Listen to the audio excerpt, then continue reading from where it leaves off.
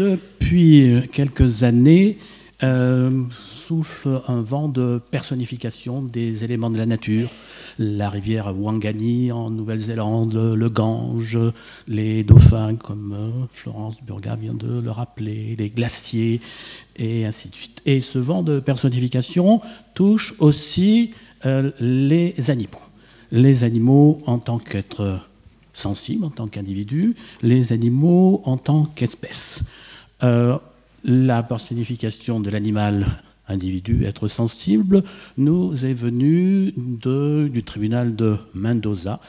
C'est la femelle chimpanzé Cecilia qui s'est vue reconnaître la qualité de personne juridique non humaine pour lui conférer les droits de l'habeas corpus de façon à la transporter dans un sanctuaire au Brésil. Je note au passage que cette personnification, cette première personnification de l'animal, être sensible, doit beaucoup à la déclaration universelle des droits de l'animal, puisque Madame la juge Mauricio cite expressément l'article 4 de la première version de la Déclaration universelle des droits de l'animal, suivant laquelle l'animal sauvage a le droit de vivre libre dans son milieu naturel et de s'y reproduire.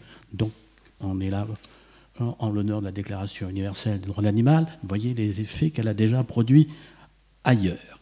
La personnification des animaux en tant qu'espèce est à l'œuvre aussi en France, en Nouvelle-Calédonie, où il existe, comme vous le savez, 3 provinces qui ont chacune une encore plus large autonomie, notamment en matière de droit de l'environnement. Chacune de ces 3 provinces est dotée de son propre code de l'environnement, et la dernière à l'avoir fait, c'est la province des îles Loyauté, dont le code de l'environnement a été publié le 1er avril dernier, et qui, dans son article 110-3, énonce que, compte tenu des liens particuliers qui unissent le peuple et la civilisation kanak à la nature, certains éléments de la nature peuvent se voir reconnaître une personnalité juridique dotée de droits qui leur sont propres. Et les éléments de la nature qui se verront reconnaître une personnalité juridique dotée de droits qui leur sont propres devraient être en train d'être sélectionnés ces temps-ci. Et d'après les nouvelles qui m'avaient été livrées il y a quelque temps, les premiers candidats, ce sont les espèces totémiques, les tortues et les requins. La Nouvelle-Calédonie, c'est loin. Mais c'est la France.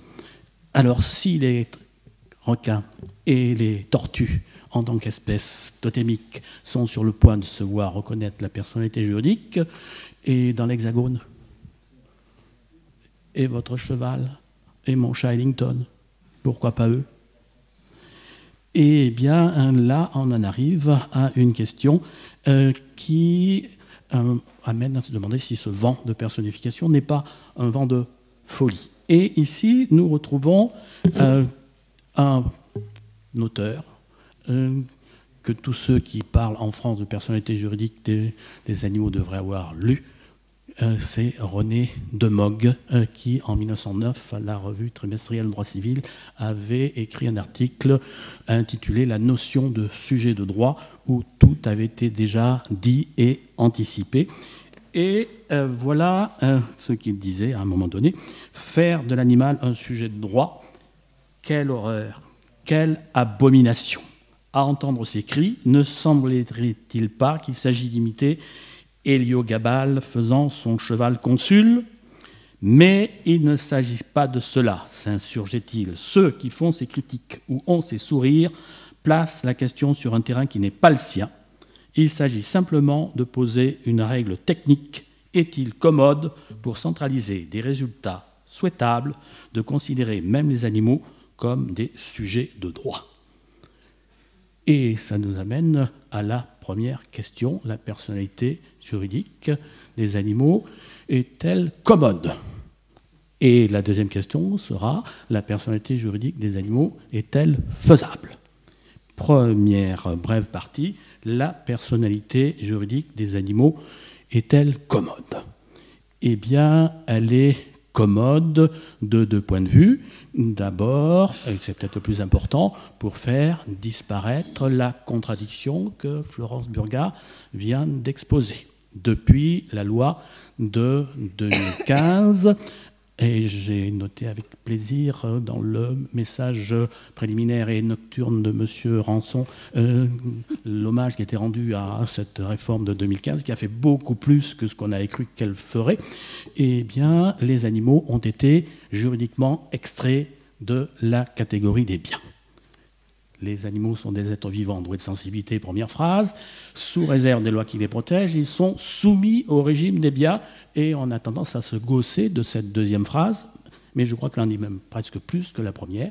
D'abord, ils ne sont soumis au régime des biens qu'à titre subsidiaire, et ils n'y sont soumis que par une fiction juridique. Dire qu'ils sont soumis au régime des biens, c'est dire, on ne peut plus clairement, qu'ils ne sont plus des biens. Et la loi de 2015 ne s'en est pas tenue à cela.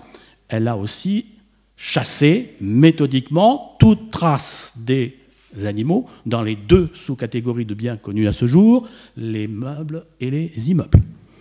Et donc il reste une petite ambiguïté qui est l'intitulé du livre 2e du Code civil, qui s'intitule toujours « Des biens et des différentes modifications de la propriété ».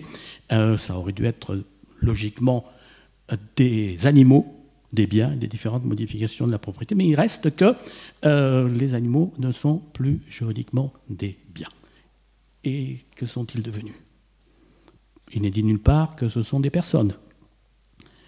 Mais ça crée une situation d'ambiguïté qui trouble beaucoup de juges qui se prononcent sur les questions de droit animalier depuis 2015.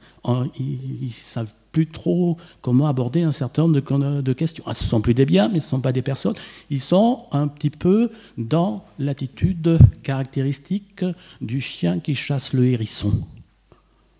Je ne sais pas si vous avez observé le face-à-face du chien et du... Ça pique, ça bouge, c'est vivant. Bon, les juges, eh bien, la personnalité juridique pourrait être le moyen de sortir de cette contradiction. Il y en aurait d'autres moyens. Il y aurait la solution que préconisait monsieur le député Philippe Gosselin, qui avait très bien compris au moment du vote de la loi de 2015 que ça allait être un changement théorique considérable et qui avait proposé une autre formule qui aurait ajouté à l'article 516 du Code civil une nouvelle, qui aurait modifié la modification de tous les biens, sont meubles, immeubles ou animaux. Ce qui aurait fait des animaux une nouvelle catégorie de biens. Il est possible qu'on en revienne à cette étape-là. Il est possible aussi de créer une catégorie intermédiaire, les centres d'intérêt dont avait parlé Gérard Farja. Il est possible aussi d'en arriver à sortir de cette contradiction par la personnalité juridique des animaux. Ça présenterait aussi une utilité pratique, en dehors de sortir de cette incohérence. Cela permettrait de compléter la personnalité, la protection des animaux autrement que par le droit pénal. La protection des animaux, elle n'est pas si mal faite que ça, notamment en France.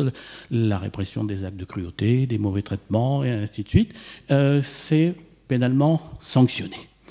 Seulement, Monsieur le Président Costa a fait allusion à la théorie des obligations positives. Pour arriver au bien-être des animaux, de telle ou telle catégorie d'animaux, il faut des obligations positives derrière lesquelles il n'y a pas nécessairement une infraction pénale.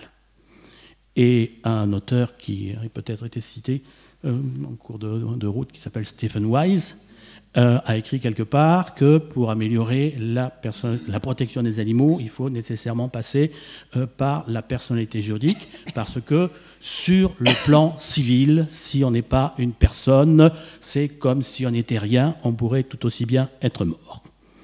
Et cette idée, suivant laquelle la personnalité juridique serait le moyen de relayer sur le plan civil la protection des animaux, est aujourd'hui défendue par mon vieil ami le doyen Jacques Leroy, que je connais depuis une trentaine d'années et qui, pendant 25 ans, s'est toujours moqué de mes conceptions personnificatrices des animaux et qui, depuis 5 ans, est le Saint Paul de la personnalité juridique des animaux, a découvert que la protection pénale, ça ne suffisait pas, et qu'il fallait en passer par la personnalité juridique, de manière à ce que l'intérêt des animaux se convertisse en droit subjectif. Bien, voilà pour la pertinence, l'utilité. Maintenant, est-ce que ça serait faisable? Eh bien, c'est fini.